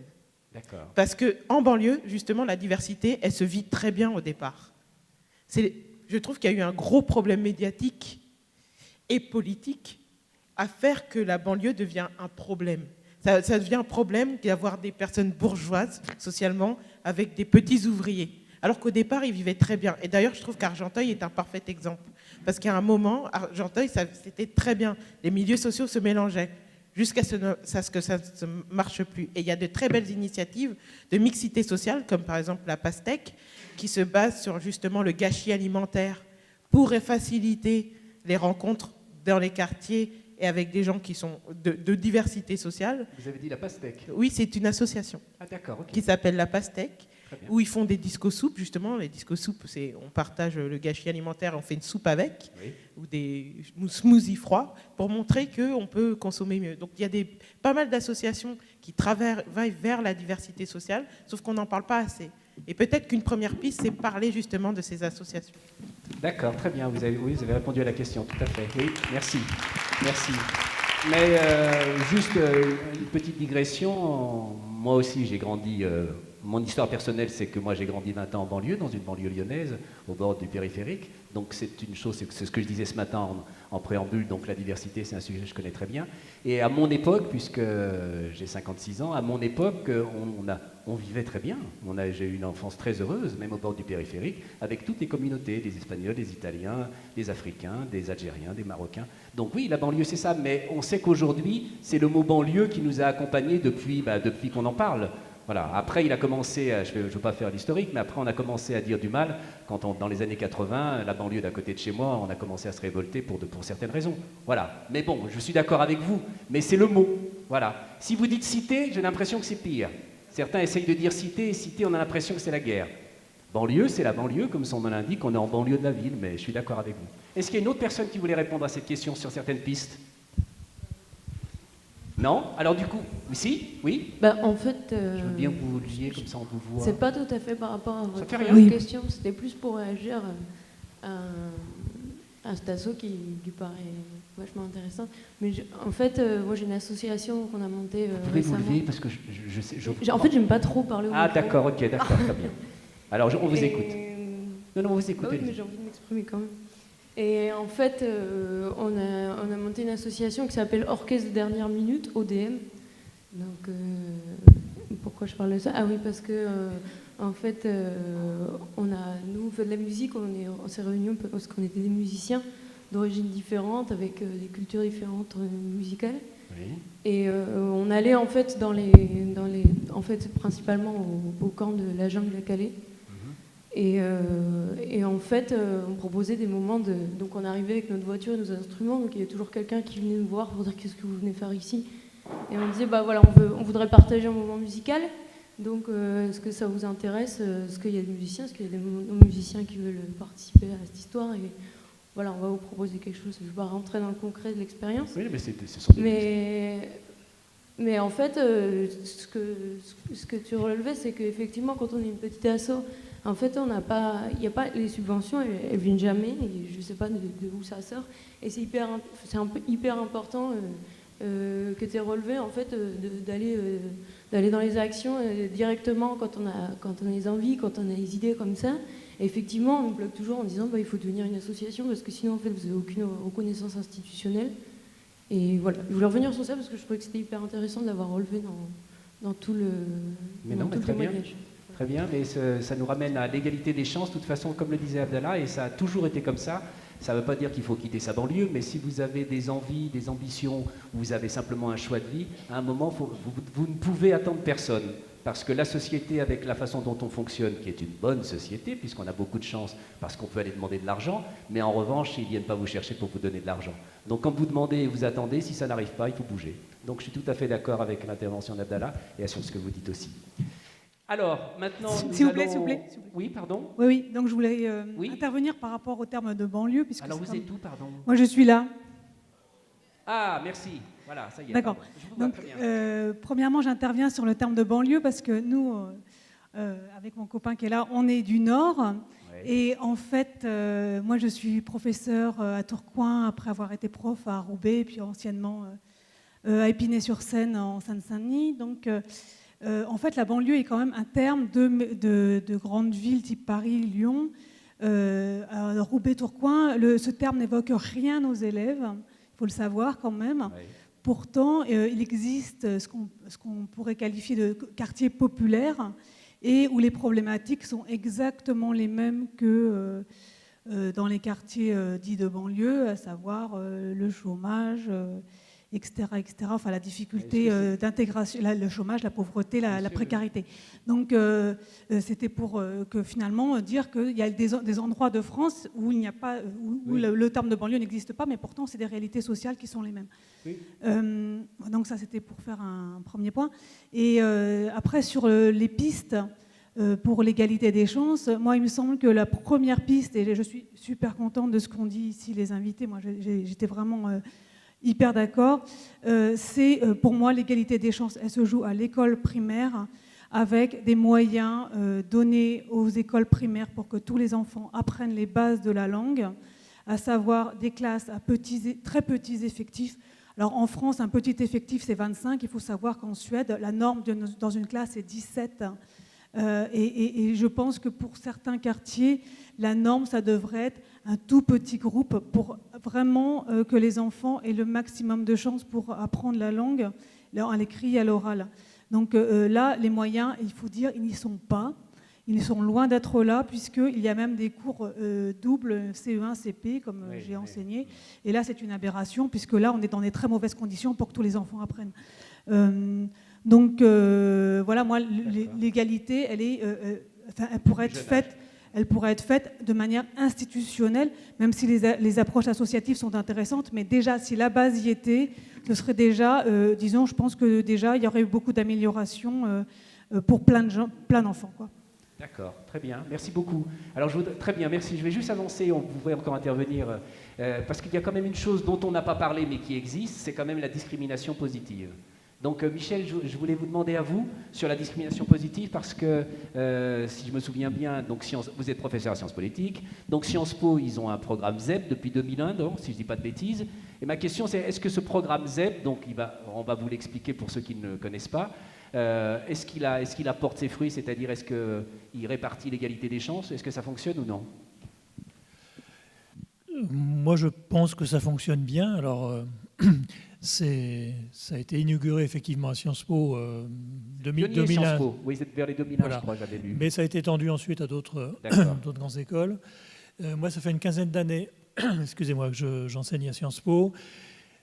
Je peux dire que je n'en ai pas vu des masses d'étudiants venant de ces ZEP. Le ZEP, justement. ZEP, zone d'éducation prioritaire, un mot qui depuis a été... voilà, ça permet à des lycéens de ces zones d'intégrer des grandes écoles sans passer le concours habituel des autres, suivant d'autres critères. Donc j'en ai pas vu énormément, mais ce que je constate, c'est que je ne les ai pas particulièrement remarqués. Autrement dit, en arrivant devant un groupe d'étudiants, je ne me suis pas dit « tiens, celui-là, il faut la manière dont il parle, etc. » est différent des autres. Jamais. Et je trouve que c'est un exemple, une preuve de réussite d'une véritable intégration, inclusion. Alors je ne sais pas trop comment dire, mais donc je pense que c'est une certaine réussite. La preuve, c'est que beaucoup d'autres ont adopté ça. Je ne sais pas si c'est le cas aussi dans les pays étrangers. Ça, j'avoue mon ignorance complète là-dessus. Mais en tout cas, cette idée au fond de discrimination positive, c'est intéressant, c'est renverser la discrimination. Hein, c'est finalement essayer de rétablir l'égalité des chances en favorisant certains groupes qui sont victimes de discrimination, qu'elles soient d'ordre racial, qu'elles soient d'ordre sexuel, qu'elles soient d'ordre du handicap, etc. Et voilà, là, il y a des choses intéressantes, notamment dans le domaine du handicap dont on a parlé tout à l'heure. Alors la question de ça, c'est est-ce que c'est une panacée et est-ce que ça change le regard sur les personnes discriminées? C'est pas si simple. Alors on n'est pas les seuls à avoir tenté ça. Les États-Unis ont commencé dans les années 60 dans la foulée des émeutes raciales. L'Inde aussi, comme vous le savez, même avant, dans sa constitution, donnant des places réservées aux castes les moins élevées, entre guillemets, de la société indienne. Oui, il y a eu ça. Et puis il y a encore une formidable discrimination dans ce pays qui n'a pas été du tout résolue par ça. Oui, mais en France, nous, on va dire, on est très en retard quand même. Et puis on a un gros problème avec les quotas, si vous êtes d'accord avec moi. Chaque fois qu'on parle de quotas, c'est le grand débat. Et parce que je vous posais cette question parce que si je prends mon exemple personnel de formation, dans mon métier Sciences Po, c'est le Conservatoire national en dramatique de Paris. Moi, c'est ma formation. Eh bien, ils ont fait l'inverse. Ils ne sont pas là aujourd'hui, donc je peux le dire. Ils ont fait l'inverse, c'est-à-dire qu'à mon époque, on avait le droit de passer tout le monde avait le droit de passer le concours. Donc il y a 2000 candidats par an, donc de toute la France. Et puis 10 ans plus tard, il fallait avoir le niveau bac. Si vous n'aviez pas votre baccalauréat, vous ne pouvez pas présenter le concours. Donc la discrimination positive devenait négative parce que maintenant, quelqu'un qui fait un autre parcours, qui ne va pas jusqu'au bac, ne peut pas se présenter si d'un coup il se dit tiens, je voudrais essayer d'être acteur. Donc voilà, c'était intéressant pour ça. Est-ce que quelqu'un veut faire une petite réaction sur ces dernières choses, sur la discrimination positive, parce qu'après nous allons conclure? Non? Très bien. Si? Ah, bah voilà, d'accord, pardon. Non, je voulais juste faire une petite remarque. En France, on dit discrimination positive. Oui. Ailleurs, on dit affirmation active, ce qui est vraiment une nuance sémantique qui n'est pas petite. Ah oui. Et, voilà, c'est tout ce que je voulais dire. D'accord. Ailleurs, quand vous voulez préciser ailleurs? Par exemple, aux États-Unis ou en Inde, on dit action affirmative. Discrimination, c'est rugueux, c'est ça, le mot il accroche. Hein, oui, on se dit voilà. Très bien. Merci. Merci. Bon, voilà, nous voilà arrivés au terme de cette conférence débat, de cette rencontre. En conclusion, je voulais simplement vous dire que tous les membres d'AFS Vivre sans frontières et moi-même souhaitions que vous participiez, que vous nourrissiez avec vos interventions, avec vos questions, vos témoignages, tous les sujets qu'on a abordés aujourd'hui, c'est ce matin, je veux dire, c'est-à-dire la diversité des chances, la diversité est une chance, l'égalité des chances dont on vient de parler, apprendre, innover ensemble et vivre ensemble. Et alors j'aimerais simplement terminer sur cette notion de vivre ensemble. Cette notion de vivre ensemble, c'est quelque chose qui nous occupe, voire qui nous préoccupe depuis vraiment très longtemps. Alors je me permets de vous donner quelques exemples. Roland Barthes, en 1977, consacre toute sa première année de cours magistraux au Collège de France à vivre ensemble. Avant lui, nous avons Nietzsche, un exemple comme un autre, qui parle aussi de comment mieux vivre ensemble. Et alors là, je le cite, donc Nietzsche, comment mieux vivre ensemble? Cela impliquerait de délaisser les catégories identitaires, rigides et immuables au profit d'identités multiples, souples et variables. Et avant lui, pour finir, il y a Shakespeare aussi. Shakespeare, dans ses dernières œuvres, ses tragédies, invite tous ses personnages à se réconcilier. Et dans La Tempête, le personnage de Prospero a ces mots, parce qu'il nous faut vivre ensemble, même si vivre ensemble a un prix. Merci beaucoup. Et merci à vous tous, merci pour vos interventions, merci pour vos coups, voilà, merci beaucoup. Et à la suite, bon appétit et bon déjeuner.